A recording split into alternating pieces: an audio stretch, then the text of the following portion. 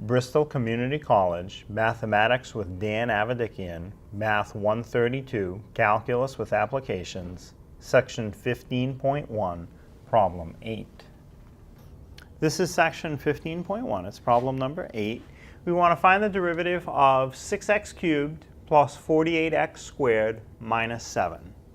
So for each piece, we'll take the derivative. So this 6x cubed, take the integral, I should say. So you're going to have 6 over, my value of the exponent here is 3. So 3 plus 1 will be in the denominator, x to the 3 plus 1. Now the middle piece, when we take the integral, you're going to have 48, the number in front, over the exponent plus 1. So you get 2 plus 1. X to the new exponent will be 2 plus 1. The minus 7, and again, that 7 on the end, you can assume is a 7x to the 0. So it'll be minus 7 over 0 plus 1, x to the 0 plus 1. And of course, there's a plus c. So now we can just simplify it. So the first piece, 6 over 3 plus 1, x to the 3 plus 1, will be 6 over 4, x to the 4th. And the next piece, 48 over 2 plus 1, x to the 2 plus 1, will be 48 over 3, x to the 3. And then the next piece, 7 over 0 plus 1, x to the 0 plus 1, will be minus 7 over 1x to the first, and then plus a constant. And that is the answer, but you can simplify it, make it a little nicer than that.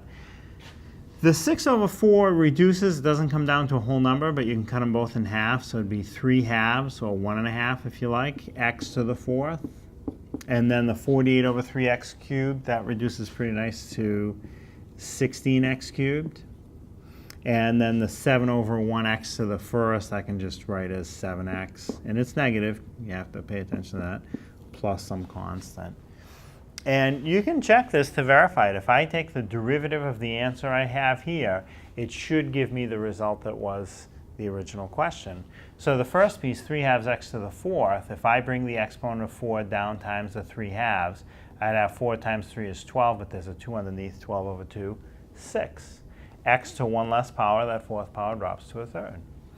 And then the next piece, 16x cubed, the exponent of 3 comes down times the number in front, which is 16.